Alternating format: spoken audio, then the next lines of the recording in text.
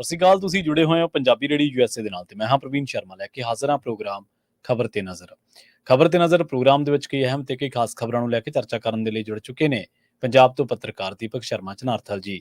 ਸ਼ਰਮਾ ਜੀ, ਸਤਿ ਸ਼੍ਰੀ ਅਕਾਲ। ਸਵਾਗਤ ਹੈ ਜੀ ਪੰਜਾਬੀ ਰੇਡੀਓ ਯੂਐਸਏ ਤੇ। ਸਤਿ ਸ਼੍ਰੀ ਅਕਾਲ ਪ੍ਰਵੀਨ ਜੀ, ਸਾਰੇ ਦਰਸ਼ਕਾਂ ਨੂੰ ਸਰੋਤਿਆਂ ਨੂੰ ਪਿਆਰ ਭਰੀ ਸਤਿ ਸ਼੍ਰੀ ਅਕਾਲ। ਸਤਿ ਸ਼੍ਰੀ ਅਕਾਲ ਜੀ। ਪ੍ਰੋਗਰਾਮ ਦੇ ਵਿੱਚ ਅੱਗੇ ਵਧਣ ਤੋਂ ਪਹਿਲਾਂ ਧੰਨਵਾਦ ਕਰਦੇ ਚੱਲੀਏ ਸਪਾਂਸਰਸ ਦਾ, ਜਿਹੜੇ ਜ਼ਰੀਆ ਬੰਦ ਨੇ ਇਹਨਾਂ ਪ੍ਰੋਗਰਾਮਾਂ ਨੂੰ ਤੁਹਾਡੇ ਤੱਕ ਪਹੁੰਚਾਉਣ ਦੇ ਲਈ। ਖਾਲਸਾ ਇੰਸ਼ੋਰੈਂਸ ਏਜੰਸੀ ਵਾਲੇ, ਜਿਨ੍ਹਾਂ ਤੋਂ ਤੁਸੀਂ ਹਰ ਤਰੀਕੇ ਦੀ ਇੰਸ਼ੋਰੈਂਸ ਲੈ ਸਕਦੇ ਹੋ। ਇੰਸ਼ੋਰੈਂਸ ਬਾਰੇ ਪਤਾ ਕਰਨ ਦੇ ਲਈ ਇਹਨਾਂ ਦਾ ਨੰਬਰ ਹੈ 408-272-2500। ਇਹ 1992 ਤੋਂ ਲਗਾਤਾਰ ਇੰਸ਼ੋਰੈਂਸ ਬਿਜ਼ਨਸ ਦੇ ਵਿੱਚ ਸ਼ਾਨਦਾਰ ਸੇਵਾਵਾਂ ਦੇ ਰਹੇ ਨੇ ਤੇ ਅਮਰੀਕਾ ਭਰ ਦੇ ਵਿੱਚ ਇੰਸ਼ੋਰੈਂਸ ਕਰਦੇ ਨੇ। ਓਬਾਮਾ ਕੇਅਰ, ਮੈਡੀਕੇਅਰ ਜਾਂ ਫਿਰ ਕਵਰਡ ਕੈਲੀਫੋਰਨੀਆ ਬਾਬਤ ਪਾਲਿਸੀ ਕਰਵਾਉਣ ਦੇ ਲਈ, ਸਲਾਹ ਲੈਣ ਦੇ ਲਈ ਅੱਜ ਹੀ ਕਾਲ ਕਰੋ 408-272-2500 ਤੇ। ਟਰਕੀਅਨ ਇਮੀਗ੍ਰੇਸ਼ਨ ਲਾ ਫਰਮ ਵਾਲੇ, ਜੇ ਟਰਕੀਅਨ ਟੌਨੀ ਟਰਕੀਅਨ ਦੇ ਨਾਲ ਤੁਸੀਂ ਯੂਐਸ ਇਮੀਗ੍ਰੇਸ਼ਨ ਬਾਬਤ ਕੋਈ ਵੀ ਸਲਾਹ ਕਰਨੀ ਹੈ, ਕੋਈ ਵੀ ਸਵਾਲ ਪੁੱਛਣਾ ਤੇ ਇਹਨਾਂ ਦਾ ਨੰਬਰ ਹੈ 4159090503। ਗੁਰਦੀਪ ਸਿੰਘ ਬਿਰਦੀ ਕਲੋਵਿਸ, ਮਨਦੀਪ ਸਿੰਘ, ਸੰਦੀਪ ਕੌਰ ਸੈਨ ਹੋਜ਼ੇ ਤੇ ਜਿੰਦ ਕੌਰ ਬੇਕਰਸਫੀਲਡ ਤੋਂ।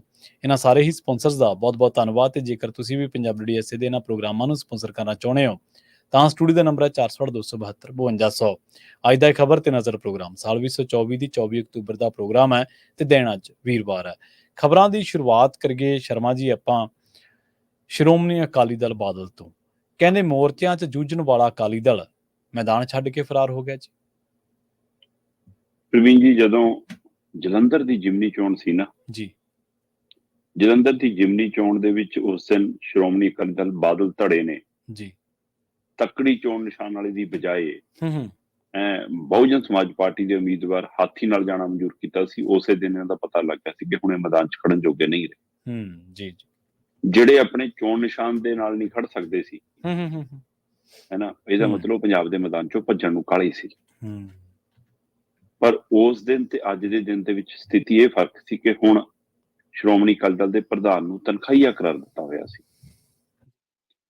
ਪਰ ਉਸ ਦੀ ਬਹਾਲੀ ਲਈ ਇੱਕ ਪਾਸੇ ਤਾਂ ਇਹ ਗੇੜੇ ਮਾਰ ਰਹੇ ਸੀ ਜਥੇਦਾਰ ਸਾਹਿਬ ਕੋਲ, ਤੇ ਦੂਸਰੇ ਪਾਸੇ ਕਹਿ ਰਹੇ ਨੇ ਕਿ ਸਾਡੇ ਜਰਨੈਲ ਨੂੰ ਤਨਖਾਹੀਆ ਕਰਾਰ ਹੈ, ਇਸ ਲਈ ਜਰਨੈਲ ਤੋਂ ਬਿਨਾਂ ਫੌਜ ਕੀ ਕਰੂਗੀ, ਅਸੀਂ ਵੀ ਮੈਦਾਨ ਚੋਂ ਭੱਜਾਂਗੇ। ਪਹਿਲੂ ਇਹ ਹੈ ਕਿ ਇਹ ਹੁਣ ਸਾਰਾ ਕੁਝ ਚੋਣ ਮੈਦਾਨ ਚੋਂ ਹਟਣ ਦੇ ਕਾਰਨਾਂ ਨੂੰ ਜਥੇਦਾਰ ਸਾਹਿਬ ਦੇ ਫੈਸਲੇ ਦੇ ਹਵਾਲੇ ਨਾਲ ਜੋੜਨਾ ਚਾਹੁੰਦੇ ਨੇ, ਜਥੇਦਾਰ ਸਾਹਿਬ ਦੇ ਹੁਕਮਾਂ ਨਾਲ ਜੋੜਨਾ ਚਾਹੁੰਦੇ ਨੇ। ਜਥੇਦਾਰ ਸਾਹਿਬ ਨੇ ਕੱਲ ਵੀ ਜਦ ਸਪਸ਼ਟ ਕੀਤਾ ਕਿ ਭਾਈ ਸੁਖਬੀਰ ਬਾਦਲ ਚੋਣ ਨਹੀਂ ਲੜ ਸਕਦੇ, ਬਾਕੀ ਪਾਰਟੀ ਤੇ ਕੋਈ ਰੋਕ ਨਹੀਂ ਹੈ। ਜੀ ਬਿਲਕੁਲ, ਬਾਕੀ ਦਲ ਤੇ ਕੋਈ ਰੋਕ ਨਹੀਂ ਹੈ। ਅਕਾਲ ਤਖਤ ਸਾਹਿਬ ਵੱਲੋਂ ਸੁਖਬੀਰ ਬਾਦਲ ਨੂੰ ਬਤੌਰ ਸਰਕਾਰ ਹੁੰਦਿਆਂ ਬਾਕੀ ਨੁਮਾਇੰਦਿਆਂ ਨੂੰ ਬਤੌਰ ਸਰਕਾਰ ਹੁੰਦਿਆਂ ਤਲਬ ਕੀਤਾ, ਪਾਰਟੀ ਨੂੰ ਤਲਬ ਨਹੀਂ ਕੀਤਾ। ਜੀ ਜੀ ਬਿਲਕੁਲ, ਪਾਰਟੀ ਦੀ ਗਤੀਵਿਧੀਆਂ ਤੇ ਕੋਈ ਰੋਕ ਨਹੀਂ। ਪਰ ਕੀ ਸੁਖਬੀਰ ਹੀ ਅਕਾਲੀ ਦਲ ਹੋ ਗਿਆ? ਕੀ ਸੁਖਬੀਰ ਤੋਂ ਬਿਨਾਂ ਅਕਾਲੀ ਦਲ ਦੀ ਹੋਂਦ ਹੀ ਨਹੀਂ ਰਹੀ? ਕਿ ਇੱਕ ਵਿਅਕਤੀ ਵਿਸ਼ੇਸ਼ ਤੇ ਹੀ ਨਿਰਭਰ ਰਹਿ ਗਿਆ? ਔਰ ਇਹ ਦ੍ਰਿਸ਼ ਬਣੇਗਾ ਕਿ ਅਕਾਲੀ ਦਲ ਚੋਣ ਮੈਦਾਨ ਚੋਂ ਭੱਜੇਗਾ। ਆਪਾਂ ਇਹਦੀ ਹਫ਼ਤਾ ਪਹਿਲਾਂ ਗੱਲ ਕਰ ਚੁੱਕੇ ਹਾਂ ਕਿ ਇਹ ਇਹਨਾਂ ਦੀ ਸਥਿਤੀ ਬਣ ਰਹੀ ਹੈ। ਮਤਲਬ ਇਹ ਤਾਂ ਇਹਨਾਂ ਨੇ ਤੈਅ ਪਹਿਲਾਂ ਦਾ ਹੀ ਕੀਤਾ ਸੀ। ਵਰਕਿੰਗ ਕਮੇਟੀ, ਜ਼ਿਲ੍ਹਾ ਪ੍ਰਧਾਨ, ਪੂਰਾ ਇਕੱਠ, ਇਹ ਸਾਰਾ ਇੱਕ ਡਰਾਮਾ ਸੀ। ਰੋਜ਼ ਡਰਾਮੇ ਦੇ ਵਿੱਚ ਜਿਹੜੇ ਸੱਚਮੁੱਚ ਪਹਿਲੀ ਵਾਰ ਆਏ ਸੀ, ਜਿਹਨਾਂ ਨੂੰ ਪਤਾ ਹੀ ਨਹੀਂ ਸੀ ਕਿ ਆਹ ਕੁਛ ਹੋ ਰਿਹਾ, ਉਹ ਤਾਂ ਅੰਦਰ ਇਹੀ ਕਹਿ ਕੇ ਗਏ ਸੀ ਕਿ ਅਸੀਂ ਤਾਂ ਜੀ ਇਸੇ ਗੱਲ ਨਾਲ ਖੜੇ ਆ ਕਿ ਅਕਾਲੀ ਦਲ ਨੂੰ ਲੜਨਾ ਚਾਹੀਦਾ, ਤੇ ਬਾਹਾਂ ਖੜੀਆਂ ਕਰਕੇ ਫੈਸਲਾ ਕਰਿਆ ਹੈ। ਪਰ ਬਾਹਰ ਆ ਕੇ ਹੀ ਕਹਿੰਦੇ ਨੇ ਕਿ ਅਸੀਂ ਤਾਂ ਮਜਬੂਰੀ ਬਸ ਬਾਹਾਂ ਖੜੀਆਂ ਕੀਤੀਆਂ, ਅਸੀਂ ਤਾਂ ਚੋਣ ਲੜਨ ਦੇ ਹੱਕ 'ਚ ਸੀ। ਤੇ ਉਹਨਾਂ ਚੋਂ ਇੱਕ ਨੇ ਆਪਣੀ ਬਾਂਹ ਬਾਹਰ ਆ ਕੇ ਵੀ ਖੜੀ ਕਰਤੀ ਤੇ ਕੀਤੂ ਖੜਾ ਹੋ ਗਿਆ। ਕੀਤੂ ਜਿਹੜਾ ਮੁੰਡਾ ਹੈ ਹੁਣ ਉੱਥੇ, ਉਹਦਾ ਬਾਪੂ ਪਹਿਲਾਂ ਇਸੇ ਤਰ੍ਹਾਂ ਬਿਲਕੁਲ ਇਸੇ ਤਰ੍ਹਾਂ ਉਹਦੇ ਮੁੰਡੇ ਨੂੰ, ਮਤਲਬ ਉਹਦੇ ਪਿਓ ਨੂੰ ਇੱਕ ਵਾਰ ਟਿਕਟ ਨਹੀਂ ਦਿੱਤੀ ਸੀ ਅਕਾਲੀ ਦਲ ਨੇ, ਤੇ ਉਹਨੇ ਬਾਕੀ ਹੋ ਕੇ ਮਤਲਬ ਆਜ਼ਾਦ ਉਮੀਦਵਾਰ ਵਜੋਂ ਖੜਾ ਹੋਇਆ। ਪਰ ਕਹਿੰਦਾ ਹੈ ਮੈਂ ਅਕਾਲੀ ਹਾਂ ਜੀ, ਜਾਊਂਗਾ ਪਾਰਟੀ ਨਾਲੇ ਜੀ, ਪਰ ਮੇਰੇ ਨਾਲ ਧੋਖਾ ਹੋਇਆ, ਇਸ ਲਈ ਮੈਂ ਤੁਹਾਡੇ ਕੋਲ ਆਇਆ। ਤੇ ਲੋਕਾਂ ਨੇ ਵੋਟ ਪਾਤੀ, ਅਗਲਾ ਜਿੱਤ ਕੇ ਆ ਗਿਆ। ਤੇ ਇਸ ਵਾਰ ਉਹਦੇ ਮੁੰਡੇ ਨੇ ਚੈਲੰਜ ਕੀਤਾ, ਤੇ ਲੋਕਾਂ ਦੀ ਨਜ਼ਰ ਅੱਜ ਲੰਗਾਹ ਦੇ ਉੱਤੇ ਵੀ ਹੈ ਕਿ ਉਹ ਵੀ ਸਟੈਂਡ ਲੈ ਸਕਦਾ। ਵੈਸੇ ਲੰਗਾਹ ਦੀ ਆਪਣੀ ਸਥਿਤੀ ਜਿਹੋ ਜਿਹੀ ਬਣੀ ਹੋਈ ਹੈ, ਇੱਕ ਵੱਖਰਾ ਪਹਿਲੂ ਹੈ, ਪਰ ਉਹ ਵੀ ਕਹਿੰਦਾ ਕਿ ਮੇਰੇ ਮੁੰਡੇ ਨੂੰ ਟਿਕਟ ਦਿਓ। ਟਿਕਟ ਨਹੀਂ ਮਿਲੀ, ਕਿਉਂ ਉਹ ਖੜਾ ਹੋਊਗਾ? ਕਿ ਇਹ ਅਕਾਲੀ ਦਲ ਆਪ ਕਰ ਰਿਹਾ ਕਿ ਇੱਕ ਪਾਸੇ ਅਸੀਂ ਪਾਰਟੀ ਚੋਣ ਨਿਸ਼ਾਨ ਤੇ ਚੋਣ ਨਹੀਂ ਲੜ ਰਹੇ, ਆਜ਼ਾਦ ਸਾਡੇ ਬੰਦੇ ਖੜੇ ਹੋ ਜਾਣ। ਚਲੋ ਇਹ ਇੱਕ ਜੋ ਮਰਜ਼ੀ ਹੋਵੇ, ਪਰ ਅਕਾਲੀ ਦਲ ਦਾ ਮੈਦਾਨ ਚੋਂ ਭੱਜਣਾ ਇਹ 103 104 ਸਾਲਾਂ ਦੇ ਇਤਿਹਾਸ ਦੇ ਵਿੱਚ ਕਾਲਾ ਦਿਨ ਹੈ। ਜੀ ਬਿਲਕੁਲ। 1920 ਨੂੰ ਹੋਂਦ ਚ ਆਈ ਪਾਰਟੀ 1992 ਦੀ ਚੋਣ ਨਹੀਂ ਲੜਦੀ। ਉਹ ਵੀ ਖਾੜਕੂਵਾਦ ਦੇ ਦੌਰ ਦੇ ਵਿੱਚ ਖਾੜਕੂਆਂ ਵੱਲੋਂ ਲਿਆ ਗਿਆ ਫੈਸਲਾ, ਉਹਦੇ ਤਹਿਤ ਸਾਰੀਆਂ ਅਕਾਲੀ ਧਿਰਾਂ ਮੈਦਾਨ ਛੱਡਦੀਆਂ। ਤੇ ਉਸ ਤੋਂ ਇਲਾਵਾ ਆ ਹੁਣ 1992 ਤੋਂ ਬਾਅਦ ਹੁਣ ਇਹ ਸਥਿਤੀ, ਇਹ ਇੱਕ ਹੋਰ ਤਰ੍ਹਾਂ ਦੀ ਸਥਿਤੀ ਹੈ। ਇਹ ਅਕਾਲੀ ਦਲ ਦੇ ਨਿਘਾਰ ਚੋਂ ਜਨਮੀ ਸਥਿਤੀ ਹੈ। ਅਕਾਲੀ ਦਲ ਦੀਆਂ ਗਲਤੀਆਂ ਕੁਤਾਹੀਆਂ ਚੋਂ ਜਨਮੀ ਸਥਿਤੀ ਹੈ ਕਿ ਤੁਹਾਨੂੰ ਇਹ ਲੱਗਦਾ ਤੁਸੀਂ ਚੋਣ ਲੜਨ ਦਾ ਨਾ ਲੜਨ ਦਾ ਫੈਸਲਾ ਨਹੀਂ ਹੈ। ਇਹ ਫੈਸਲਾ ਹੈ ਕਿ ਅਸੀਂ ਚੋਣ ਲੜਨ ਦੀ ਸਥਿਤੀ 'ਚ ਨਹੀਂ ਆ। ਪਰ ਪ੍ਰਵੀਨ ਜੀ ਪਹਿਲਵਾਨ ਜੇ ਹਾਰ ਵੀ ਜਾਵੇ ਨਾ, ਪਰ ਉਹਦੀ ਪਿੱਠ ਨੂੰ ਲੱਗੀ ਮਿੱਟੀ ਵੀ ਇਹ ਗਵਾਹੀ ਭਰਦੀ ਹੁੰਦੀ ਹੈ ਕਿ ਬੰਦਾ ਜੂਝਿਆ ਤਾਂ ਹੈ, ਮੈਦਾਨ 'ਚ ਤਾਂ ਆਇਆ, ਮੈਦਾਨ 'ਚ ਤਾਂ ਨਿਤਰਿਆ ਤਾਂ ਹੈ। ਤੁਸੀਂ ਕੱਪੜੇ ਲਾ ਕੇ ਗਰਾਊਂਡ ਦੇ ਬਾਹਰ ਖੜ ਕੇ ਉੱਥੋਂ ਹੀ ਨਾ ਕਰ ਦੋ ਕਿ ਮੈਂ ਨਹੀਂ ਲੜਨਾ ਜੀ, ਹੈ ਨਾ, ਫਿਰ ਇਹ ਤਾਂ ਡਿਸਕੁਆਲੀਫਾਈ ਵਾਲੀ ਸਥਿਤੀ ਹੁੰਦੀ ਹੈ ਨਾ। ਜੀ ਤੇ ਇਹ ਅਕਾਲੀ ਦਲ ਉਸ ਸਥਿਤੀ 'ਚ ਆ ਗਿਆ। ਇਹ ਇਹਨਾਂ ਦੀ ਰਾਜਨੀਤਿਕ ਤੌਰ ਤੇ ਵੱਡੀ ਗਲਤੀ ਹੈ। ਔਰ ਇਹ ਦੱਸ ਰਹੇ ਨੇ ਕਿ ਅਸੀਂ ਸਿਰਫ ਤੇ ਸਿਰਫ ਸੁਖਬੀਰ ਬਾਦਲ ਤੇ ਨਿਰਭਰ ਆ। ਮੈਨੂੰ ਨਹੀਂ ਪਤਾ ਕਿ ਇਹ ਸੁਖਬੀਰ ਬਾਦਲ ਦੀ ਗੈਰ ਹਾਜ਼ਰੀ ਕਰਕੇ ਚੋਣ ਲੜਨ ਤੋਂ ਭੱਜੇ ਨੇ ਕਿ ਉਹਦੇ ਨਾਲ ਉਹਦੀ ਚੈੱਕ ਬੁੱਕ ਵੀ ਨਹੀਂ ਹੈਗੀ, ਉਹਦਾ ਖਜ਼ਾਨਾ ਵੀ ਨਹੀਂ ਹੈਗਾ, ਉਹਦਾ ਕੋਰ ਖਜ਼ਾਨਾ ਵੀ ਇਹਨਾਂ ਨੂੰ ਨਹੀਂ ਮਿਲਣਾ ਚੋਣ ਲੜਨ ਲਈ, ਕੁਛ ਫੰਡ ਫੁੰਡ ਨਹੀਂ ਮਿਲਣੇ ਤਾਂ ਭੱਜੇ ਨੇ। ਕਹਿਣ ਨੂੰ ਬਲਵਿੰਦਰ ਭੁੰਦੜ ਦੀ ਅਗਵਾਈ 'ਚ ਮੀਟਿੰਗ ਸੀ, ਪਰ ਫੈਸਲਾ ਇਸ ਸਮੁੱਚੇ ਅਕਾਲੀ ਦਲ ਦਾ ਹੀ ਆ, ਖਾਸ ਕਰ ਉਸ ਮਤਲਬ ਜਿਹੜੀ ਖਾਸ ਕੋਰ ਟੀਮ ਹੈ ਇਹਨਾਂ ਦੀ, ਉਹਦਾ ਹੀ ਆ। ਪਰ ਇਹ ਇੱਕ ਬਹੁਤ ਗਲਤੀ ਭਰਿਆ ਫੈਸਲਾ। ਅਕਾਲੀ ਦਲ ਮੋਰਚਿਆਂ ਲਈ ਜੂਝਦਾ ਰਿਹਾ, ਪੰਜਾਬ ਲਈ ਜੂਝਦਾ ਰਿਹਾ, ਕੌਮ ਲਈ ਜੂਝਦਾ ਰਿਹਾ, ਪੰਥ ਲਈ ਜੂਝਦਾ ਰਿਹਾ। ਤੇ ਜੇ ਤੁਸੀਂ ਰਾਜਨੀਤਿਕ ਮੈਦਾਨ 'ਚ ਆਏ ਹੋ ਤਾਂ ਜੂਝੋ ਤਾਂ ਸਹੀ, ਲੜਨਾ ਤਾਂ ਚਾਹੀਦਾ ਸੀ ਨਾ। ਤੁਸੀਂ ਮੈਦਾਨ ਖਾਲੀ ਛੱਡ ਕੇ ਭੱਜ ਰਹੇ ਹੋ। ਇਹ ਅਕਾਲੀ ਦਲ ਦੇ ਇਤਿਹਾਸ ਦੇ ਵਿੱਚ ਕਾਲੇ ਦਿਨ ਵਜੋਂ ਦਰਜ ਹੈ। ਜਦੋਂ ਗਾਂ ਨਵੇਂ ਸਿਰੇ ਤੋਂ ਪੁੰਗਰੇਗਾ, ਨਵਾਂ ਇਤਿਹਾਸ ਖੜਾ ਹੋਏਗਾ, ਉਸ ਸਮੇਂ ਇਸ ਦਿਨ ਨੂੰ ਕਾਲੇ ਦਿਨ ਵਜੋਂ ਦੇਖਿਆ ਜਾਇਆ ਕਰੇਗਾ। ਜੀ ਬਿਲਕੁਲ। ਅਗਲੀ ਖਬਰ ਦੇ ਵੱਲ ਵਧੀਏ ਤੇ ਆਪਾਂ ਇਸੇ ਖਬਰ ਨੂੰ ਇੱਕ ਹੋਰ ਪੱਖ ਤੋਂ ਜਾਣਨ ਦੀ ਕੋਸ਼ਿਸ਼ ਕਰੀਏ। ਅਕਾਲੀ ਦਲ ਚੋਣ ਮੈਦਾਨ ਦੇ ਵਿੱਚੋਂ ਹਟ ਚੁੱਕਿਆ ਹੈ। ਉਹਦੇ ਕਾਰਨ, ਇਹਦੇ ਪ੍ਰਭਾਵ ਜਾਂ ਇਹਦੇ ਰੀਜ਼ਨ ਕੀ ਹੈ ਜਾਂ ਭਵਿੱਖ ਦੇ ਵਿੱਚ ਕੀ ਹੋ ਸਕਦਾ, ਇਹਦੇ ਬਾਰੇ ਆਪਾਂ ਗੱਲ ਕੀਤੀ ਹੈ। ਪਰ ਇਹਦੇ ਹਟਣ ਦੇ ਨਾਲ ਫਾਇਦਾ ਨੁਕਸਾਨ ਕਿਹਨੂੰ ਕਿਹਨੂੰ ਹੋਊਗਾ ਜੀ? ਪ੍ਰਵੀਨ ਜੀ, 4 ਸੀਟਾਂ ਤੇ ਜਿਮਨੀ ਚੋਣ ਹੈ ਜੀ। ਉਮੀਦਵਾਰ ਐਲਾਨੇ ਨਹੀਂ ਸੀ, ਜਿਮਨੀ ਚੋਣਾਂ ਦੀ ਤਰੀਕ ਆਈ ਨਹੀਂ ਸੀ, ਚੋਣ ਮਾਹੌਲ ਬਣਿਆ ਨਹੀਂ ਸੀ, ਪਰ ਪੰਜਾਬ 'ਚ ਚਰਚਾ ਸੀ, ਖਾਸ ਕਰ ਗਿੱਦੜਬਾਹਾ 'ਚ ਖੁੱਲ੍ਹੇਆਮ ਚਰਚਾ ਸੀ ਕਿ ਮਨਪ੍ਰੀਤ ਬਾਦਲ ਲਈ ਮੈਦਾਨ ਛੱਡਣਗੇ, ਇਹ ਮਨਪ੍ਰੀਤ ਬਾਦਲ ਦਾ ਸਾਥ ਦੇਣਗੇ, ਇਹ ਮਨਪ੍ਰੀਤ ਬਾਦਲ ਨੂੰ ਜਿਤਾਉਣਗੇ। ਇਹ ਚਰਚਾਵਾਂ, ਇਹਦਾ ਮਤਲਬ ਜਿਹੜੇ ਤੁਹਾਡੇ ਲੀਡਰ ਜਥੇਦਾਰ ਸਾਹਿਬਾਨ ਤੇ ਉਂਗਲ ਚੱਕ ਰਹੇ ਨੇ ਕਿ ਜੀ ਤੁਸੀਂ RSS ਦੇ ਦਬਾਅ ਹੇਠ ਹੋ, ਤੇ ਤੁਸੀਂ ਕਿਹਦੇ ਦਬਾਅ ਹੇਠ ਚਰਚਾਵਾਂ ਬਾਹਰ ਆਈਆਂ ਫਿਰ? ਤੇ ਅੱਜ ਮੈਦਾਨ ਛੱਡਣ ਦਾ ਫਾਇਦਾ ਕਿਹਨੂੰ ਹੋਣਾ? ਜੀ ਇਹ ਬੀਜੇਪੀ ਲਈ ਮੈਦਾਨ ਛੱਡਿਆ, ਇਹ ਭਾਜਪਾ ਦੇ ਪੈਰ ਹੋਰ ਮਜ਼ਬੂਤ ਕਰਨ ਲਈ ਮੈਦਾਨ ਛੱਡਿਆ ਜੀ। ਦੇਖੋ, ਅਕਾਲੀ ਦਲ ਦੀ ਟੀਮ ਨੇ, ਅਕਾਲੀ ਦਲ ਦੀ ਕੋਰ ਟੀਮ ਨੇ, ਜਾਂ ਸੁਖਬੀਰ ਬਾਦਲ ਤੇ ਉਹਦੇ ਚੰਦ ਉਹਦੇ ਨਾਲ ਜੀ ਕਰਨ ਵਾਲਿਆਂ ਨੇ ਫੈਸਲਾ ਕੀਤਾ ਕਿ ਚੋਣ ਨਹੀਂ ਲੜਨਾ। ਜਿਹੜੇ ਜ਼ਿਲ੍ਹਾ ਲੀਡਰ ਨੇ, ਜਿਹੜੇ ਬਲਾਕ ਲੀਡਰ ਨੇ, ਜਿਹੜੇ ਪੇਂਡੂ ਲੀਡਰ ਨੇ, ਜਿਹੜੇ ਅਕਾਲੀ ਵਰਕਰ ਨੇ, ਜਿਹੜੇ ਅਕਾਲੀ ਸਮਰਥਕ ਨੇ, ਉਹਨਾਂ ਨੂੰ ਕਿਹੜੇ ਖੁਦ ਸਿੱਟਣਾ, ਇਹ ਤਾਂ ਦੱਸ ਦਿੰਦੇ। ਪ੍ਰਵੀਨ ਜੀ, ਆਪਣੇ ਪਿੰਡਾਂ ਚੋਂ ਜਦੋਂ ਸੰਗਰਾਂਦ ਨੂੰ ਟਰਾਲੀ ਜਾਂਦੀ ਹੈ ਨਾ, ਜਿਹਦੀ ਟਰਾਲੀ 'ਚ ਪਹਿਲਾਂ ਬਾਬੇ ਬੀਬੀਆਂ ਚੜ੍ਹ ਗਈਆਂ, ਫਿਰ ਕਹੀ ਜਾਵੇ ਕਿ ਮੇਰੀ ਟਰਾਲੀ ਨਵੀਂ ਆ, ਮੈਂ ਦਰੀ ਵਧੀਆ ਵਿਛਾਈ ਆ, ਥੱਲੇ ਪਰਾਲੀ ਵੀ ਰੱਖੀ ਆ, ਇੱਧਰ ਆ ਜਾਓ, ਕਹਿੰਦੀਆਂ ਨਾ ਭਾਈ ਹੁਣ ਚੜ੍ਹ ਗਈਆਂ, ਬਾਰ-ਬਾਰ ਨਹੀਂ ਚੜ੍ਹ ਉਤਰ ਹੁੰਦਾ। ਅਕਾਲੀ ਦਲ ਨੇ ਹੁਣ ਜਿਹੜਾ ਮੈਦਾਨ ਛੱਡਤਾ, ਤੇ ਇਹਨਾਂ ਦੇ ਵਰਕਰ, ਇਹਨਾਂ ਦੇ ਸਮਰਥਕ ਜਿਨ੍ਹਾਂ ਦੀ ਟਰੈਲੀਆਂ 'ਚ ਚੜ੍ਹ ਗਏ, ਫਿਰ ਅਗਲੀ ਵਾਰ 2027 'ਚ ਤਾਰ ਨਹੀਂ ਹੋਣੇ ਉਹ। ਸਹੀ। ਸੋ ਉਹਨਾਂ ਲਈ ਤੁਸੀਂ ਰਾਹ ਨਹੀਂ ਛੱਡਿਆ। ਅਕਾਲੀ ਵਰਕਰ ਪਿੰਡ ਦੇ ਵਿੱਚ ਇੱਕ ਹੋਵੇ, 10 ਹੋਵੇ, ਉਹ ਤੁਹਾਨੂੰ ਲੜਦੇ, ਜੂਝਦੇ, ਖੜਦੇ, ਬੋਲਦੇ ਨਜ਼ਰ ਆਉਣਗੇ। ਪਿੰਡ 'ਚ ਲੀਕ ਮਾਰ ਕੇ ਪਤਾ ਹੁੰਦਾ ਕਿ ਬਾਈ ਅਕਾਲੀ ਆ। ਤੇ ਉਹ ਰਾਜਨੀਤੀ ਨਾਲ, ਧਾਰਮਿਕ ਮਸਲਿਆਂ ਨਾਲ, ਪੰਥਕ ਮਸਲਿਆਂ ਨਾਲ, ਲੋਕ ਮਸਲਿਆਂ ਨਾਲ ਵਜੂਦ ਦਾ, ਖੜਦਾ, ਬੋਲਦਾ ਨਜ਼ਰ ਆਉਂਦਾ ਰਿਹਾ, ਤੇ ਉਹ ਇਹ ਚੋਣਾਂ ਦੇ ਵਿੱਚ ਘਰੇ ਬਹਿ ਜਾਊਗਾ? ਜੀ ਬਿਲਕੁਲ। ਤੁਸੀਂ ਇਹ ਤਾਂ ਨਹੀਂ ਕਿਹਾ ਨਾ ਕਿ ਆਪਣੇ ਸਮਰਥਕਾਂ ਵੋਟਰਾਂ ਨੂੰ ਕਿ ਵੋਟ ਪਾਉਣ ਵੀ ਨਾ ਜਾਇਓ। ਵੋਟ ਪਾਉਣਾ ਅਗਲੇ ਦਾ ਹੱਕ ਹੈ, ਤੇ ਪਰ ਜੇ ਉਹ ਘਰੋਂ ਨਿਕਲੂਗਾ, ਤੁਹਾਡਾ ਬੂਥ ਹੀ ਨਹੀਂ ਹੋਊਗਾ, ਤੁਹਾਡਾ ਚੋਣ ਨਿਸ਼ਾਨ ਹੀ ਨਹੀਂ ਹੋਊਗਾ, ਤੁਹਾਡਾ ਉਮੀਦਵਾਰ ਹੀ ਨਹੀਂ ਹੋਊਗਾ, ਫਿਰ ਉਹ ਕਿਸੇ ਦਾ ਡੱਬੇ 'ਚ ਡਿੱਗੂਗਾ ਨਾ, ਕਿਤੇ ਤਾਂ ਅੰਗੂਠਾ ਲਾਊਗਾ ਨਾ। ਫਿਰ ਉਹ ਅੰਗੂਠਾ ਕਿਹਨੂੰ? ਤੁਸੀਂ ਭਾਜਪਾ ਲਈ ਛੱਡਿਆ ਇਹ ਮੈਦਾਨ? ਤੁਸੀਂ ਗਿੱਦੜਬਾਹਾ ਦੀ ਉਦਾਹਰਨ ਲੈ ਲਓ। ਗਿੱਦੜਬਾਹਾ ਦੇ ਵਿੱਚ ਅਕਾਲੀ ਵਰਕਰ ਜਦੋਂ ਘਰੋਂ ਜਾਊਗਾ, ਜਾਂ ਤਾਂ ਉਹ ਮਨਪ੍ਰੀਤ ਨਾਲ ਜਾਊਗਾ ਜਾਂ ਨਿੱਪੀ ਢਿੱਲੋਂ ਨਾਲ ਜਾਊਗਾ। ਜੀ ਬਿਲਕੁਲ ਬਿਲਕੁਲ। ਰਾਜਾ ਵੜਿੰਗ ਦੀਆਂ ਉਹੀ ਚੀਕਾਂ ਨਹੀਂ ਨਿਕਲੀਆਂ ਕੱਲ।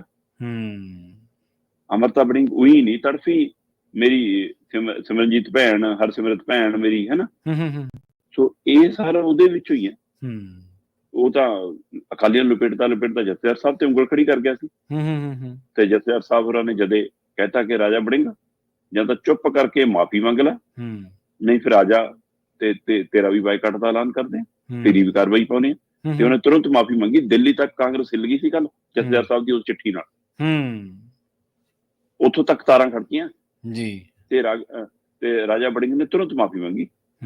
ਸੋ ਜਥੇਦਾਰ ਸਾਹਿਬਾਨ ਹੁਣ ਆਪਣੇ ਪੂਰੇ ਜਲੌਚ ਨੇ, ਤੇ ਪਰ ਅਕਾਲੀ ਦਲ ਮੈਦਾਨ ਜਿਹਨਾਂ ਲਈ ਛੱਡ ਰਿਹਾ, ਇਹਦਾ ਮਤਲਬ ਇਹ ਸਿੱਧਾ ਹੁਣ ਡੀਪੀ ਢਿੱਲੋਂ ਤਾਜ਼ਾ ਅਕਾਲੀਆਂ ਚੋਂ ਨਿਕਲ ਕੇ ਗਿਆ ਤਾਂ ਉੱਧਰ ਵੋਟ ਜਾ ਸਕਦੀ ਹੈ ਨਾ। ਉਹਦਾ ਅਕਾਲੀਆਂ ਨਾਲ ਸੰਪਰਕ ਹੈਗਾ, ਲੱਗੂਗਾ ਹੁਣ ਤਾਂ ਬਈ ਥੋੜਾ ਤਕੜੀ ਵਾਲਾ ਉਮੀਦਵਾਰ ਨਹੀਂ, ਹੁਣ ਤਾਂ ਮੇਰੇ ਨਾਲ ਆ ਜਾਓ। ਤੇ ਮਨਪ੍ਰੀਤ ਬਾਦਲ ਦੀਆਂ ਪੁਰਾਣੀਆਂ ਜੜ੍ਹਾਂ ਹੈਗੀਆਂ ਉੱਥੇ, ਤੇ ਜੇ ਅਕਾਲੀ ਲੀਡਰਾਂ ਨੇ ਤੈਅ ਕਰ ਲਿਆ ਹੋਇਆ ਤਾਂ ਉਹ ਕੁਝ ਨਾ ਕੁਝ ਨੂੰ ਤਾਂ ਪਵਾ ਹੀ ਲੈਣਗੇ ਮਨਪ੍ਰੀਤ ਨੂੰ। ਤੇ ਫਿਰ ਭਾਜਪਾ ਨਾਲ ਕੌਣ ਹੈ ਜਨਾਬ? ਕਿਤੇ ਇਹ ਤਾਂ ਨਹੀਂਗਾ ਕਿ ਇਹਨਾਂ 4 ਜ਼ਿਮਨੀ ਚੋਣਾਂ ਦੇ ਰਾਹੀਂ ਭਾਜਪਾ ਦਾ ਵੋਟ ਬੈਂਕ ਵਧਾ ਕੇ ਜਾਂ ਭਾਜਪਾ ਨੂੰ ਤੀਏ ਨੰਬਰ ਦੀ ਬਜਾਏ ਦੂਏ ਪਹਿਲੇ ਨੰਬਰ ਦੀ ਗੇਮ 'ਚ ਲਿਆ ਕੇ ਅਕਾਲੀ ਇਹ ਦਿਖਾਉਣਾ ਚਾਹੁੰਦੇ ਹੋਣ ਕਿ ਦੇਖੋ ਜੀ ਸਾਡੇ ਕਰਕੇ ਆ, ਹੁਣ ਤਾਂ ਗੱਠਜੋੜ ਕਰ ਲਓ 2027 ਤੱਕ ਜੀ। ਚਲੋ ਇਹ ਤੋਂ ਗਾਂਹ ਆ ਜਾਓ। ਚੱਬੇਵਾਲ ਦੇ ਵਿੱਚ ਸਵੇਰ ਤੱਕ ਮਤਲਬ 11 ਵਜੇ ਤੱਕ ਕਹਿੰਦੇ ਠੰਡਲ ਢੀਕਦਾ ਰਿਹਾ ਕਿ ਜੇ ਤੁਸੀਂ ਨਹੀਂ ਮਤਲਬ ਇਹ ਫੈਸਲਾ ਲਓਗੇ ਕਿ ਜੇ ਤੁਸੀਂ ਚੋਣ ਲੜੋਗੇ ਫਿਰ ਮੈਂ ਚੋਣ ਲੜੂੰਗਾ। ਪਰ ਜਦੋਂ ਅਕਾਲੀ ਦਲ ਨੇ ਹੱਥੇ ਖੜੇ ਕਰਤੇ ਕਿ ਠੰਡਲ ਨੂੰ ਕਹਿੰਦੇ ਰਾਤ ਤੇ ਪਤਾ ਲੱਗ ਗਿਆ ਸੀਗਾ ਕਿ ਵੀ ਇਹਨਾਂ ਨੇ ਫੈਸਲਾ ਕਰ ਲਿਆ ਕਿ ਚੋਣ ਨਹੀਂ ਲੜਨਾ, ਫਿਰ ਉਹਨੇ ਬੀਜੇਪੀ ਵਾਲਿਆਂ ਨੂੰ ਹਾਕ ਮਾਰ ਲਈ। ਬੀਜੇਪੀ ਵਾਲੇ ਤਾਂ ਨੰਗੇ ਪੈਰੀ ਭੱਜੇ ਆਏ, ਉਹਨਾਂ ਕੋਲੇ ਉਮੀਦਵਾਰ ਹੀ ਹੈ ਨਹੀਂ ਸੀ ਉੱਥੇ। ਉਹਨਾਂ ਨੇ ਜਦੇ ਸ਼ਾਮਲ ਕੀਤਾ, ਜਦੇ ਖਿੱਚਦੇ ਸੀ। ਤੇ ਫਿਰ ਹੁਣ ਅਕਾਲੀ ਵਰਕਰ, ਅਕਾਲੀ ਸਮਰਥਕ ਵੋਟ ਨਹੀਂ ਜਾਣਗੇ ਉਹਦੇ ਨਾਲ। ਕਾਲੋਂ ਦੇ ਮੁੰਡੇ ਨਾਲ ਡੇਰਾ ਬਾਬਾ ਨਾਨਕ ਜਾਣਗੇ ਨਹੀਂ। ਸੋ ਤੁਸੀਂ ਕਿਹਨਾਂ ਲਈ ਮੈਦਾਨ ਛੱਡਿਆ? ਸੋ ਆਮ ਆਦਮੀ ਪਾਰਟੀ ਨੂੰ ਵੀ ਇਹਦਾ ਫਾਇਦਾ ਹੋ ਸਕਦਾ ਜੀ, ਤੇ ਇਹਦਾ ਫਾਇਦਾ ਸਿੱਧਾ ਭਾਜਪਾ ਨੂੰ ਹੋਣ ਦੀ ਵੀ ਆਸ ਹੈ, ਤੇ ਜਿਹਦੇ ਪਿੱਛੇ ਇਹ ਅਕਾਲੀ ਲੀਡਰਾਂ ਦੀ ਭੂਮਿਕਾ ਵੀ ਹੋ ਸਕਦੀ ਹੈ। ਖਾਸ ਕਰ ਮਨਪ੍ਰੀਤ ਦੇ ਹੱਕ 'ਚ ਭਗਤਾਉਣ ਦੇ ਪਿੱਛੇ ਵੀ ਕੀ ਐਡਾ ਬੜਾ ਸਟੈਂਡ ਲੈ ਲਿਆ, ਇਹ ਤਾਂ ਨਹੀਂ ਲੱਗਦਾ ਕਿ ਇਕੱਲੇ ਇੱਕ ਬੰਦੇ ਪਿੱਛੇ ਤੁਸੀਂ ਸਾਰੀ ਪਾਰਟੀ ਦਾ ਤੇ ਲਾ ਦੋਗੇ, ਪਰ ਪਾਰਟੀ ਪਿੱਛੇ ਪਾਰਟੀ ਦਾ ਤੇ ਲਾ ਸਕਦੇ ਹੋ। ਜੀ ਬਿਲਕੁਲ। ਅਗਲੀ ਖਬਰ ਦੇ ਵੱਲ ਵਧੀਏ ਤੇ ਇਸੇ ਹੀ ਸੰਦਰਭ ਦੇ ਵਿੱਚ ਇੱਕ ਹੋਰ ਖਾਸ ਚਿੰਤਾ ਅਕਾਲੀ ਦਲ ਦੀ ਖੜੀ ਹੈ, ਉਹ ਹੈ SGPC ਦੀ ਚੋਣ, ਜਿਹੜੀ ਕਿ 28 ਅਕਤੂਬਰ ਨੂੰ ਹੋਣ ਜਾ ਰਹੀ ਹੈ। ਅਕਾਲੀ ਸਫਾਂ ਦੇ ਵਿੱਚ ਇਹ ਚਿੰਤਾ ਹੈ ਵੀ ਉਸ ਚੋਣ ਦੇ ਵਿੱਚ ਕੀ ਹੋਊਗਾ। ਪ੍ਰਵੀਨ ਜੀ, ਭਾਰਤੀ ਸਮੇਂ ਅਨੁਸਾਰ ਅੱਜ 25 ਤਰੀਕ ਦੀ ਸਵੇਰ ਚੜ ਗਈ ਜੀ। 25, 26, 27 3 ਦਿਨ ਨੇ। 28 ਤਰੀਕ ਦਾ ਦੁਪਹਿਰ ਨੂੰ 1 ਵਜੇ ਤੱਕ ਤਾਂ ਢੋਲ ਵੱਜ ਜਾਣਾ, ਨਗਾਰਾ ਵੱਜ ਜਾਣਾ। ਸਵਾਲ ਇੱਥੋਂ ਹੀ ਖੜਾ ਹੁੰਦਾ ਹੈ, ਅਕਾਲੀ ਦਲ ਜ਼ਿਮਨੀ ਚੋਣਾਂ 'ਚ ਮੈਦਾਨ ਛੱਡਣ ਲੱਗੇ ਕੀ ਕਹਿੰਦਾ ਕਿ ਜਥੇਦਾਰ ਸਾਹਿਬ ਨੇ ਸਾਡੇ ਜਰਨੈਲ ਤੇ ਰੋਕ ਲਾਈ ਹੋਈ ਸੀ, ਜਰਨੈਲ ਨੂੰ ਪਰਮਿਸ਼ਨ ਨਹੀਂ ਮਿਲੀ, ਜਰਨੈਲ ਤੋਂ ਬਿਨਾਂ ਫੌਜਾਂ ਕੀ ਕਰਨਗੀਆਂ, ਇਸ ਲਈ ਅਸੀਂ ਆਪਣੇ ਪ੍ਰਧਾਨ ਦੇ ਨਾਲ ਹੈ, ਅਸੀਂ ਚੋਣ ਨਹੀਂ ਲੜਾਂਗੇ। ਤੇ SGPC ਦੀ ਚੋਣ ਕੌਣ ਲੜਦਾ? ਅਕਾਲੀ ਦਲ ਨਹੀਂ ਲੜਦਾ। SGPC 'ਚ ਤੁਹਾਡਾ ਉਮੀਦਵਾਰ ਨੀਗਾ, ਮਤਲਬ ਧਾਮੀ ਹੋਰਾਂ ਨੂੰ ਤੁਸੀਂ ਦੁਬਾਰਾ ਉਮੀਦਵਾਰ ਬਣਾਇਆ। ਇਹ ਵੀ ਤਾਂ ਚੋਣ ਉਹੀ ਕੋਰ ਕਮੇਟੀ, ਉਹੀ ਟੀਮ, ਉਹਦੀ ਅਗਵਾਈ ਹੋ ਰਹੀ ਹੈ। ਇਹ ਵੀ ਤਾਂ ਬਲਵਿੰਦਰ ਸਿੰਘ ਭੁੰਦੜ ਦੀ ਅਗਵਾਈ 'ਚ ਫੈਸਲਾ ਲਿਆ ਸੀ। ਇੱਥੇ ਵੀ ਥੋੜੀ ਪਾਰਟੀ ਦਾ ਪ੍ਰਧਾਨ ਤਾਂ ਸੁਖਬੀਰ ਸਿੰਘ ਬਾਦਲੇ ਸੀ, ਇੱਥੇ ਵੀ ਤਾਂ ਪਾਰਟੀ ਦਾ ਪ੍ਰਧਾਨ ਤਰਖਾਈਆ ਸੀ। ਫਿਰ ਇਹ ਕਿਉਂ ਨਹੀਂ ਛੱਡਿਆ? ਬਿਲਕੁਲ ਸਹੀ ਹੈ। ਅਸਲ ਦੇ ਵਿੱਚ ਸੁਖਬੀਰ ਬਾਦਲ ਦੀ ਟੀਮ ਨੇ ਤੈਅ ਕੀਤਾ ਕਿ ਜ਼ਿਮਨੀ ਚੋਣਾਂ ਲੜ ਕੇ ਤਾਂ ਸਾਨੂੰ ਪਤਾ ਹਾਰ ਹੀ ਨਸੀਬ ਹੋਣੀ ਹੈ। ਉੱਥੇ ਤਾਂ ਆਪਾਂ ਤੀਏ ਚੌਥੇ ਨੰਬਰ ਦੀ ਲੜਾਈ ਲੜਨੀ ਆ, ਪੱਲੇ ਕੁਛ ਨਹੀਂ ਪੈਣਾ, ਖਰਚਾ ਹੋਣਾ ਤੇ ਉਲਟਾ ਨਤੀਜੇ ਜੋ ਪਤਾ ਹੀ ਨਹੀਂ ਉਹੀ ਹੋਣੇ। ਇਸ ਲਈ ਪਹਿਲਾਂ ਹੀ ਸੁਣ ਲਓ ਜੋ ਸੁਣਨੀ ਹੈ, ਬਾਅਦ ਦੀਆਂ ਛੱਡੋ, ਪਰ ਪੂਰਾ ਫੋਕਸ SGPC ਚੋਣਾਂ ਤੇ ਕਰ ਲਓ। ਠੀਕ ਹੈ। ਕਿਉਂਕਿ ਇਸ ਵਾਰ ਉਹ ਤਖਤ ਹਿਲਦਾ ਨਜ਼ਰ ਆ ਰਿਹਾ ਇਹਨਾਂ ਨੂੰ। ਔਰ ਉਹ ਤਖਤ ਪੂਰੀ ਤਰ੍ਹਾਂ ਹਿੱਲ ਗਿਆ ਸੀ ਜਦੋਂ ਧਾਮੀ ਹੋਰਾਂ ਨੇ ਚੋਣ ਲੜਨ ਤੋਂ ਇਨਕਾਰ ਕਰਤਾ ਸੀ। ਇਹਨਾਂ ਦੇ ਅੰਦਰ ਦੀ ਗੱਲ। ਠੀਕ ਹੈ। ਧਾਮੀ ਹੋਰੀ ਇਸ ਵਾਰ ਚੋਣ ਲੜਨ ਦੇ ਇੱਛਕ ਨਹੀਂ ਸੀ ਤੇ ਹੁਣ ਵੀ ਉਹ ਇੱਛਕ ਨਹੀਂ ਹੈਗੇ, ਬੇਸ਼ੱਕ ਉਹਨਾਂ ਨੂੰ ਉਮੀਦਵਾਰ ਬਣਾ ਦਿੱਤਾ ਗਿਆ। ਪਰ ਧਾਮੀ ਹੋਰਾਂ ਦੇ ਮੈਦਾਨ ਚ ਆਉਣ ਦੇ ਨਾਲ ਇਹਨਾਂ ਦੀ ਸੀਟ ਬਚਦੀ, ਇਹਨਾਂ ਦੀ ਪ੍ਰਧਾਨਗੀ ਬਚਦੀ ਨਜ਼ਰ ਆ ਰਹੀ ਹੈ। ਫਿਲਹਾਲ 3 ਦਿਨਾਂ ਚ ਕੀ ਪਲਟਾ ਵੱਜ ਜਾਵੇ। ਹਾਂ, ਇਹ ਕਹਿ ਰਹੇ ਨੇ ਕਿ ਉਹਨਾਂ ਦੀ ਪਿੱਠ ਦੇ ਉੱਤੇ ਜੀ RSS ਹੈ, ਜਗੀਰ ਕੌਰ ਹੋਰਾਂ ਦੇ ਨਾਲ BJP ਹੈ ਜੀ, ਆਮ ਆਦਮੀ ਪਾਰਟੀ ਹੈ। ਮੈਂ ਕਹਿੰਦਾ ਹੈਗੇ ਨੇ, ਇਹ ਪਹਿਲਾਂ ਵੀ ਚਰਚਾ ਰਹੀ ਹੈ, ਪਰ ਤੁਹਾਡੇ ਨਾਲ ਵੀ ਤਾਂ ਸੀ ਨਾ ਉਹ, ਤੇ ਉਹ ਤੁਹਾਡੇ ਚੋਂ ਨਿਕਲ ਕੇ ਗਏ ਨੇ। ਸੋ ਇਸ ਲਈ ਇਹ ਸਾਰੀ ਸਥਿਤੀ ਦੇ ਵਿੱਚ ਬੀਬੀ ਜਗੀਰ ਕੌਰ ਇਸ ਵਾਰ ਮਜ਼ਬੂਤ ਉਮੀਦਵਾਰ ਆ ਪਿਛਲੀਆਂ ਵਾਰ ਨਾਲੋਂ, 2022 ਨਾਲੋਂ। 42 ਵੋਟਾਂ ਉਸ ਸਮੇਂ ਸੀ, ਉਹਦਾ ਨਾਂ ਐਲਾਨਦੇ ਹੀ 50-55 ਦੀ ਆਸ ਸੀ। ਇਸ ਵਾਰ ਹੁਣ ਉਹ 70-75 ਤੱਕ ਵੀ ਜਾ ਸਕਦੀ ਹੈ, ਇਹ ਤੋਂ ਵੀ ਵੱਧ ਹੋ ਸਕਦੀ ਹੈ। ਮੁਕਾਬਲਾ ਫਸਮਾ ਵੀ ਹੋ ਸਕਦਾ। ਠੀਕ ਹੈ। ਪਰ ਫਿਰ ਵੀ ਧਾਮੀ ਹੋਰਾਂ ਨੂੰ ਜਦੋਂ ਉਮੀਦਵਾਰ ਬਣਾਇਆ ਤੇ ਧਾਮੀ ਹੋਰੀ ਜੇ ਹੁਣ ਲੜਨਗੇ ਤਾਂ ਉਹ ਫਿਰ ਉਹਨਾਂ ਦੇ ਵਜੂਦ ਦੀ, ਉਹਨਾਂ ਦੇ ਰਸੂਖ ਦੀ, ਉਹਨਾਂ ਦੀ ਨਿਮਰਤਾ ਦੀ, ਉਹਨਾਂ ਦੀ ਸਾਦਗੀ ਦੀ ਵੋਟ ਵੀ ਉਹਨਾਂ ਨੂੰ ਆਊਗੀ। ਹਾਂ, ਇਹ 2022 ਵਾਲੀ ਸਥਿਤੀ ਚ ਅਕਾਲੀ ਦਲ ਨਹੀਂ ਹੈਗਾ। ਠੀਕ ਹੈ। ਉਸ ਸਮੇਂ ਉਹਦਾ ਰੋਬ ਪ੍ਰਭਾਵ ਫਿਰ ਵੀ ਕੁਝ ਸੀਗਾ। ਹੁਣ ਸੁਖਬੀਰ ਬਾਦਲ ਪ੍ਰਭਾਵਹੀਣ ਨੇ, ਹੁਣ ਬਲਵਿੰਦਰ ਭੁੰਦੜ ਤਾਕਤਹੀਨ ਨੇ। ਤੇ ਅਜਿਹੇ ਦੇ ਵਿੱਚ ਬੀਬੀ ਜਗੀਰ ਕੌਰ ਕਿੰਨਿਆਂ ਨੂੰ ਪੜੋਸ ਕੇ ਨਾਲ ਲਿਜਾ ਸਕਦੀ ਆ, ਉਹਦੀ ਜੱਦੋਜਹਿਦ ਕਿੰਨੀ ਹੋ ਸਕਦੀ ਹੈ, ਇਸ ਲਈ ਉਹਨੂੰ ਕਿੱਥੇ ਤੱਕ ਲੈ ਕੇ ਜਾ ਸਕਦੀ ਆ, ਕੀ ਪਾਸਾ ਪਲਟਾਉਣ ਵਾਲੀ ਸਥਿਤੀ ਚ ਹੈਗੀ ਆ। ਜੇ ਧਾਮੀ ਉਮੀਦਵਾਰ ਨਾ ਹੁੰਦਾ ਤਾਂ ਇਹ ਨਤੀਜੇ ਪਹਿਲਾਂ ਅਜਿਹੇ ਲੱਗਦੇ ਸੀ। ਧਾਮੀ ਦੇ ਆਉਣ ਨਾਲ ਮੈਚ ਫਸਮਾ ਤਾਂ ਹੋ ਗਿਆ, ਪਰ ਸ਼੍ਰੋਮਣੀ ਅਕਾਲੀ ਦਲ ਦਾ ਪੂਰਾ ਦਾਰਮਦਾਰ ਬਾਦਲ ਧੜੇ ਦਾ ਹੁਣ SGPC, ਤੁਹਾਨੂੰ ਪਤਾ ਕਿ ਬਾਕੀ ਸਾਰਾ ਕੁਝ ਠੀਕ ਹੈ, ਜੇ SGPC ਵੀ ਗਈ ਫਿਰ ਸਾਰਾ ਕੁਝ ਗਿਆ। ਜੀ, ਉਹਦੀ ਜੱਦੋਜਹਿਦ SGPC ਦੀ ਪ੍ਰਧਾਨਗੀ ਬਚਾਉਣ ਦੇ ਵਿੱਚ ਹੈ ਤੇ ਉਹ ਚ ਕਿੰਨਾ ਕਾਮਯਾਬ ਹੁੰਦਾ ਕਿੰਨਾ ਨਹੀਂ, ਹੁਣ 3 ਦਿਨ ਇਸੇ ਕੰਮ ਤੇ ਨੇ। ਜੀ ਬਿਲਕੁਲ। ਤੇ ਗੱਲ ਕਰੀਏ ਆਮ ਆਦਮੀ ਪਾਰਟੀ ਤੇ ਭਾਜਪਾ ਦੀ, ਇਹਨਾਂ ਨੂੰ ਜਿਵੇਂ ਆਪਾਂ ਅਕਾਲੀ ਦਲ ਦੀ ਸਿਆਸਤ ਬਾਰੇ ਗੱਲ ਕਰ ਰਹੇ ਸੀ ਤੇ ਇਹਨਾਂ ਦੋਨਾਂ ਧਿਰਾਂ ਨੂੰ ਲੱਗਦਾ ਕਿ ਸਾਨੂੰ ਹੁਣ ਫਾਇਦਾ ਹੋਊਗਾ। 40-40 ਸਟਾਰ ਪ੍ਰਚਾਰਕ ਲੈ ਕੇ ਕਹਿੰਦੇ ਹਾਜ਼ਰ ਹੋ ਗਏ, ਪਰ 40-40 ਸਟਾਰ ਪ੍ਰਚਾਰਕਾਂ ਦੇ ਵਿੱਚੋਂ ਮੇਰਾ ਖਿਆਲ ਜੇ 20 15-15 ਵੀ 10-10 ਵੀ ਸਟਾਰ ਪ੍ਰਚਾਰਕ ਕਿਤੇ ਮੰਡੀਆਂ ਦਾ ਗੇੜਾ ਕੱਢ ਦਿੰਦੇ ਆਮ ਆਦਮੀ ਪਾਰਟੀ ਵਾਲੇ, ਤਾਂ ਲੋਕਾਂ ਨੂੰ ਲੱਗਣਾ ਸੀ ਸਰਕਾਰ ਸਾਡੇ ਨਾਲ ਹੈ। ਭਾਜਪਾ ਵਾਲੇ ਕੱਢ ਦਿੰਦੇ ਤਾਂ ਲੋਕਾਂ ਨੂੰ ਇਹ ਲੱਗਣਾ ਸੀ ਸਰਕਾਰ ਦੇ ਨਾਲ ਆਡਾ ਲਾਉਣ ਵਾਲੀ ਕੋਈ ਧਿਰ ਖੜੀ ਹੈ ਜਾਂ ਕੇਂਦਰ ਵਾਲੇ ਖੜੇ ਨੇ ਆ ਕੇ। ਪਰ ਫਿਲਹਾਲ ਤਾਂ ਜ਼ੋਰ ਚੋਣਾਂ ਤੇ ਹੀ ਹੈ ਜੀ ਦੋਨਾਂ ਧਿਰਾਂ ਦਾ। ਪ੍ਰਵੀਨ ਜੀ, ਪਹਿਲੀ ਗੱਲ ਤਾਂ ਸਟਾਰ ਪ੍ਰਚਾਰਕ ਪ੍ਰਚਾਰ ਕਰਨ ਲਈ ਨਹੀਂ ਹੁੰਦੇ। ਸਟਾਰ ਪ੍ਰਚਾਰਕ ਖਾਤੇ ਸਹੀ ਕਰਨ ਲਈ ਹੁੰਦੇ ਨੇ ਕਿ ਖਰਚੇ ਪਾਉਣੇ ਇਹਨਾਂ ਦੇ ਸਿਰਾਂ ਤੇ। 40 ਤੱਕ ਹੀ ਸੂਚੀ ਐਲਾਨੀ ਜਾ ਸਕਦੀ ਹੈ, 40 ਉਹ ਐਲਾਨ ਦਿੰਦੇ ਨੇ, ਆਉਂਦੇ ਇਹਨਾਂ ਚੋਂ 10-12 ਹੀ ਹੁੰਦੇ ਨੇ, ਹੈਨਾ। ਭਾਜਪਾ ਨੇ 40 ਸਟਾਰ ਪ੍ਰਚਾਰਕ ਐਲਾਨੇ ਆ। ਜਿਹੜਾ ਪੰਜਾਬ ਭਾਜਪਾ ਦਾ ਪ੍ਰਧਾਨ ਅਜੇ ਵੀ ਭਾਜਪਾ ਦੀ ਲੀਡਰਸ਼ਿਪ ਤੋਂ ਦੂਰ ਹੈ ਜੀ ਜੀ ਬਿਲਕੁਲ, ਉਸ ਨੂੰ ਮਨਾਉਣ ਦੀ ਕਵਾਇਦ ਦੇ ਵਿੱਚ ਸਭ ਤੋਂ ਮੂਹਰੇ ਉਹਦਾ ਹੀ ਨਾਂ ਰੱਖਿਆ ਇਹਨਾਂ ਨੇ। ਸਟਾਰ ਪ੍ਰਚਾਰਕਾਂ ਦੀ ਸੂਚੀ ਭਾਜਪਾ ਦੀ ਸੁਨੀਲ ਜਾਖੜ ਦੇ ਨਾਂ ਤੋਂ ਸ਼ੁਰੂ ਹੁੰਦੀ ਹੈ। ਠੀਕ ਹੈ, ਇਹਦੇ ਵਿੱਚ ਨਾਇਬ ਸਿੰਘ ਸੈਣੀ ਹਰਿਆਣਾ ਵਾਲਾ ਮੁੱਖ ਮੰਤਰੀ ਵੀ ਹੈਗਾ, ਇਹਦੇ ਵਿੱਚ ਤਰੁਣ ਚੁੱਗ ਵੀ ਹੈਗਾ, ਗਜਿੰਦਰ ਸ਼ੇਖਾਵਤ ਵੀ ਹੈਗਾ, ਇਹਦੇ ਵਿੱਚ ਕੇਂਦਰੀ ਮੰਤਰੀ ਪੰਜਾਬ ਵਾਲੇ ਹਾਰੇ ਹੋਏ ਰਵਨੀਤ ਬਿੱਟੂ ਵੀ ਹੈਗੇ, ਇਹ ਚ ਅਨੁਰਾਗ ਠਾਕੁਰ ਵੀ ਹੈਗਾ, ਸੋਮ ਪ੍ਰਕਾਸ਼ ਵੀ ਹੈ, ਵਿਜੇ ਰੂਪਾਣੀ ਵੀ ਹੈ, ਅਮਰਿੰਦਰ ਸਿੰਘ ਦਾ ਨਾਮ ਵੀ ਹੈਗਾ, ਹੈਨਾ। ਤੇ ਇਹਦੇ ਵਿੱਚ ਮਨੋਰੰਜਨ ਕਾਲੀਆ ਵੀ, ਸਮ੍ਰਿਤੀ ਇਰਾਨੀ ਵੀ ਹੈ, ਸਾਬਕਾ ਸਪੀਕਰ ਚਰਨਜੀਤ ਅਟਵਾਲ ਵੀ ਹੈਗੇ ਆ, ਸਾਬਕਾ ਸੂਬਾ ਪ੍ਰਧਾਨ ਅਸ਼ਵਨੀ ਸ਼ਰਮਾ, ਅਵਿਨਾਸ਼ ਰਾਏ ਖੰਨਾ, ਹਰਜੀਤ ਗਰੇਵਾਲ, ਮਨਜਿੰਦਰ ਸਿਰਸਾ ਦਾ ਨਾਮ ਵੀ ਹੈ, ਮਨੋਜ ਤਿਵਾੜੀ ਵੀ ਹੈ, ਹੈਨਾ, ਸ਼ਵੇਤ ਮਲਿਕ ਵੀ ਹੈਗਾ, ਵਿਜੇ ਸਾਂਪਲਾ ਵੀ ਹੈਗਾ, ਗੇਜਾ ਰਾਮ ਬਾਲਮੀਕ ਰਾਣਾ, ਗੁਰਮੀਤ ਸੋਢੀ ਵੀ ਹੈਗਾ, ਅਰਵਿੰਦ ਖੰਨਾ ਵੀ ਹੈ, ਸ਼ਸ਼ੀਲ ਰਿੰਕੂ ਵੀ ਹੈ, ਅਸ਼ਵਨੀ ਸ਼ੇਖੜੀ, ਫਤਿਹਜੰਗ ਬਾਜਵਾ ਵੀ ਹੈ, ਤੇ ਪ੍ਰੀਤੀ ਸੱਪਰੂ ਦਾ ਵੀ ਨਾਮ। ਠੀਕ ਹੈ ਜੀ। ਸੋ ਇਸ ਲਈ ਇਹ ਸਟਾਰ ਪ੍ਰਚਾਰਕ ਹੈਗੇ ਇਹਨਾਂ ਦੇ। ਪਰ ਇੱਕ ਪਹਿਲੂ ਹੋਰ ਹੈ, ਉਹ ਹੈ ਆਮ ਆਦਮੀ ਪਾਰਟੀ ਦੇ ਹਵਾਲੇ ਨਾਲ।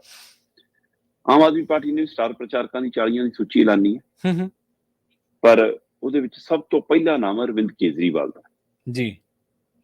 ਤੇ ਫਿਰ ਦੂਆ ਨਾਮ ਭਗਵੰਤ ਮਾਨ ਦਾ ਹੋਊਗਾ? ਨਹੀਂ ਜਨਾਬ, ਦੂਆ ਨਾਮ ਮਨੀਸ਼ ਸਿਸੋਦੀਆ ਦਾ, ਭਗਵੰਤ ਮਾਨ 30 ਨੰਬਰ ਤੇ। ਠੀਕ ਹੈ। ਇੱਧਰ ਅਗਲੇ ਆਪਣੇ ਰੁੱਸੇ ਹੋਏ ਪ੍ਰਧਾਨ ਨੂੰ ਸਭ ਤੋਂ ਉੱਪਰ ਰੱਖ ਰਹੇ ਨੇ, ਸਿੰਘ ਜਾਖੜ ਨੂੰ, ਤੇ ਇੱਧਰ ਪੰਜਾਬ ਦੇ ਮੁੱਖ ਮੰਤਰੀ ਭਗਵੰਤ ਮਾਨ ਦਾ ਨਾਮ 30 ਤੇ, ਅਰਵਿੰਦ ਕੇਜਰੀਵਾਲ ਔਰ ਮਨੀਸ਼ ਸਿਸੋਦੀਆ ਪਹਿਲੇ ਤੇ। ਚਲੋ, ਜਦੋਂ ਮੈਂ 30 ਤੋਂ ਬਾਅਦ ਜਾਣਾ ਤਾਂ ਚੌਥੇ ਤੇ ਆਤਸ਼ੀ ਆ, 5ਵੇਂ ਤੇ ਸੰਜੇ ਸਿੰਘ ਆ, ਤੇ 6ਵੇਂ ਤੇ ਸੰਦੀਪ ਪਾਠਕ। ਠੀਕ ਹੈ। ਹੁਣ ਤੁਸੀਂ ਕਹੋਗੇ ਫਿਰ 7ਵੇਂ ਤੇ ਰਾਘਵ ਚੱਡਾ ਹੋਊਗਾ? ਨਹੀਂ, ਰਾਘਵ ਚੱਡਾ 11ਵੇਂ ਤੇ ਹੈ। ਅੱਛਾ, ਇਹ ਵੀ ਆਪਣੇ ਆਪ ਚ ਕਮਾਲ ਹੈ, ਹੈਨਾ। ਤੇ 11ਵੇਂ ਨੰਬਰ ਤੇ ਰਾਘਵ ਚੱਡਾ, 12ਵੇਂ ਤੇ ਹਰਭਜਨ ਸਿੰਘ ਭੱਜੀ ਹੈ ਜੀ। ਭੱਜੀ ਲੱਭਣਾ ਨਹੀਂ, ਹੂੰ ਭੱਜੀ ਨੂੰ 12ਵੇਂ ਤੇ ਜਿਨ੍ਹਾਂ ਨੇ ਕੰਮ ਕਰਨਾ ਹੈ, ਜਿਨ੍ਹਾਂ ਦੇ ਵਿੱਚ ਮੰਨ ਲਓ ਮੀਥੇਰ ਹੈਗਾ, ਚੱਬੇਵਾਲ ਹੈਗਾ, ਹੈ ਨਾ, ਮਾਲਵਿੰਦਰ ਕੰਗ ਹੈਗਾ, ਹਰਪਾਲ ਚੀਮਾ ਹੈਗਾ, ਅਮਨ ਅਰੋੜਾ ਹੈਗਾ, ਹੈ ਨਾ, ਹਰਜੋਤ ਬੈਂਸ ਹੈਗਾ, ਹਰਭਜਨ ਈਟੀਓ ਹੈਗਾ, ਆਹ ਸਾਰੇ ਜਿਹੜੇ ਹੈਗੇ ਇਹ 17ਵੇਂ ਨੰਬਰ ਤੋਂ ਸ਼ੁਰੂ ਹੁੰਦੇ ਆ। ਠੀਕ ਹੈ ਜੀ। ਪਰ ਤੁਸੀਂ ਇਹ ਦੇਖੋ ਕਿ ਉਧਰ ਸੁਨੀਲ ਜਾਖੜ ਭਾਜਪਾ ਦੀ ਸੂਚੀ 'ਚ ਸਟਾਰ ਪ੍ਰਚਾਰਕਾਂ ਦੇ ਨੰਬਰ 1 ਤੇ ਸੀ ਤੇ ਕੈਪਟਨ ਅਮਰਿੰਦਰ ਦਾ ਨੰਬਰ 12ਵਾਂ ਸੀ। ਮਤਲਬ ਆਮ ਆਦਮੀ ਪਾਰਟੀ ਦੀ ਸੂਚੀ 'ਚ 12ਵਾਂ ਨੰਬਰ ਹਰਭਜਨ ਭੱਜੀ ਦਾ ਤੇ ਅਮਰਿੰਦਰ ਦੀ ਹਾਲਤ ਹੁਣ ਇਹ ਹੈ ਉੱਥੇ ਜੀ। ਸੋ ਇਹ ਵੀ ਇੱਕ ਪਹਿਲੂ ਹੈਗਾ। ਸੋ ਕੁੱਲ ਮਿਲਾ ਕੇ ਦੋਵਾਂ ਧਿਰਾਂ ਨੇ ਆਪਣੇ 40-40 ਸਟਾਰ ਪ੍ਰਚਾਰਕ ਲਾਣੇ ਨੇ। ਸੋ ਠੀਕ ਹੈ, ਇਹਦੇ ਨਾਲ ਖਰਚੇ ਵਾਲਾ ਵੀ ਹਿਸਾਬ ਕਿਤਾਬ ਸੈੱਟ ਹੋ ਜਾਂਦਾ ਹੈ। ਇਹਨਾਂ 'ਚ ਕੁਝ ਸਟਾਰ ਪ੍ਰਚਾਰਕ ਪ੍ਰਚਾਰ ਵੀ ਕਰਨਗੇ। ਆਮ ਆਦਮੀ ਪਾਰਟੀ ਦੇ ਪੰਜਾਬ ਦੇ ਮੁਖੀ ਤੇ ਇੰਚਾਰਜ ਸੰਦੀਪ ਪਾਠਕ ਤੇ ਭਗਵੰਤ ਮਾਨ ਲੰਮੇ ਸਮੇਂ ਬਾਅਦ ਸਹੀ ਰੂਪ 'ਚ ਇਕੱਠੇ ਹੋਏ। ਇਹਨਾਂ ਨੇ ਬਕਾਇਦਾ 4 ਹਲਕਿਆਂ ਦੇ ਹਵਾਲੇ ਨਾਲ ਵਰਕਰਾਂ ਦੀ, ਲੀਡਰਾਂ ਦੀ, ਉਮੀਦਵਾਰਾਂ ਦੀ ਮੀਟਿੰਗ ਬੁਲਾਈ ਸੀ।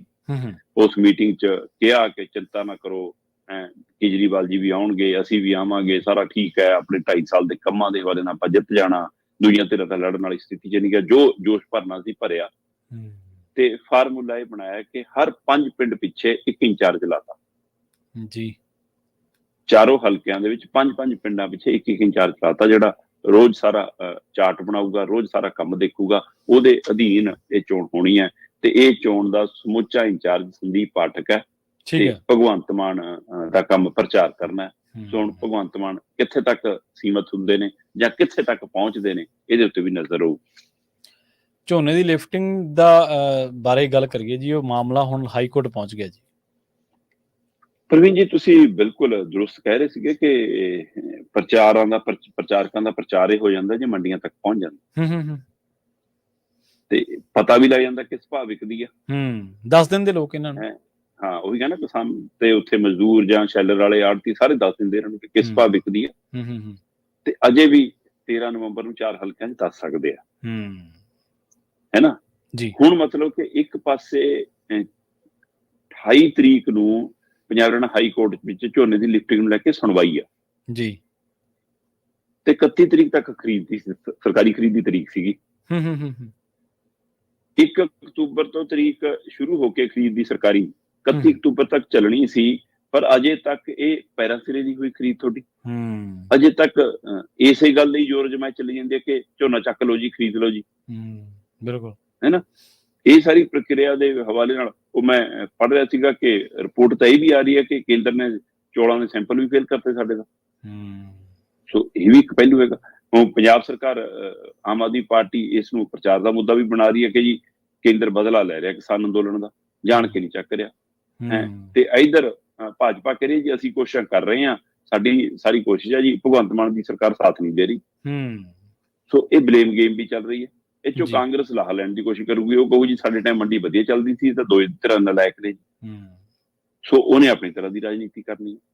ਇਸ ਝੋਨੇ ਵਾਲੇ ਮਸਲੇ ਦਾ ਅਸਰ ਤੁਹਾਨੂੰ ਜਿਮਨੀ ਚੋਣਾਂ 'ਚ ਨਜ਼ਰ ਆਏਗਾ। ਬਿਲਕੁਲ। ਤੇ ਸਰਕਾਰ ਇਸ ਜਦੋਜਹਿਦ 'ਚ ਹੈ ਕਿ ਘੱਟੋ ਘੱਟ 4 ਸੀਟਾਂ ਦੇ ਉੱਤੇ ਤਾਂ ਹੁਣ ਬੋਰੀ ਭਰਾ ਲਓ, ਆਪ ਚੱਕ ਕੇ ਚਾਹੇ ਆਪਣੀਆਂ ਜੀਪਾਂ, ਗੱਡੀਆਂ, ਕਾਰਾਂ 'ਚ ਰਖਾ ਲਓ, ਇੱਥੇ ਕੁਛ ਕਰੋ ਤਾਂ ਕਿ ਇੱਥੋਂ ਕਿਸਾਨ ਵਿਹਲੇ ਹੋਣ। ਪਰ ਜਿਹੜੇ 8 ਤੋਂ 10 ਦਿਨ ਮੰਡੀਆਂ 'ਚ ਰੁਲੇ ਨੇ ਉਹ ਭੁੱਲ ਜਾਣਗੇ। ਬਿਲਕੁਲ ਸਹੀ। ਇਹ ਵੀ ਇੱਕ ਸਵਾਲ ਹੈਗਾ। ਸੋ ਫਿਰ ਆਖਰ ਝੋਨੇ ਦੀ ਲਿਫਟਿੰਗ ਦਾ ਮਾਮਲਾ ਪੰਜਾਬ ਹਰਿਆਣਾ ਹਾਈ ਕੋਰਟ ਪਹੁੰਚਿਆ ਤੇ ਪੰਜਾਬ ਹਰਿਆਣਾ ਹਾਈ ਕੋਰਟ ਨੇ 28 ਤਰੀਕ ਨੂੰ ਸੁਣਵਾਈ ਕਰਦਿਆਂ ਕਿਹਾ ਕਿ ਵੀ FCI, ਪੰਜਾਬ ਸਰਕਾਰ ਤੇ ਕੇਂਦਰ ਸਰਕਾਰ ਆਪਣੇ ਜਵਾਬ ਲੈ ਕੇ ਆਵੇ ਕਿ ਇਹ ਸਹੀ ਤਰ੍ਹਾਂ ਕਿਉਂ ਨਹੀਂ ਹੋ ਰਹੀ ਲਿਫਟਿੰਗ। ਜੀ ਬਿਲਕੁਲ। ਸ਼ਰਮਾ ਜੀ, ਇਹਨਾਂ ਖਾਸ ਖਬਰਾਂ ਤੇ ਖਾਸ ਜਾਣਕਾਰੀਆਂ ਦੇ ਲਈ ਤੁਹਾਡਾ ਬਹੁਤ ਬਹੁਤ ਧੰਨਵਾਦ ਜੀ। ਬਹੁਤ ਸ਼ੁਕਰੀਆ ਜੀ। ਪ੍ਰੋਗਰਾਮ ਖਬਰ ਤੇ ਨਜ਼ਰ ਨੂੰ ਆਪਾਂ ਇੱਥੇ ਸਮਾਪਤ ਕਰਾਂਗੇ। ਤੁਹਾਡਾ ਸਾਰਿਆਂ ਦਾ ਵੀ ਬਹੁਤ ਧੰਨਵਾਦ। ਸਤਿ ਸ਼੍ਰੀ ਅਕਾਲ। ਜੁੜੇ ਰਹੋ ਪੰਜਾਬੀ ਰੇਡੀਓ USA ਦੇ ਨਾਲ।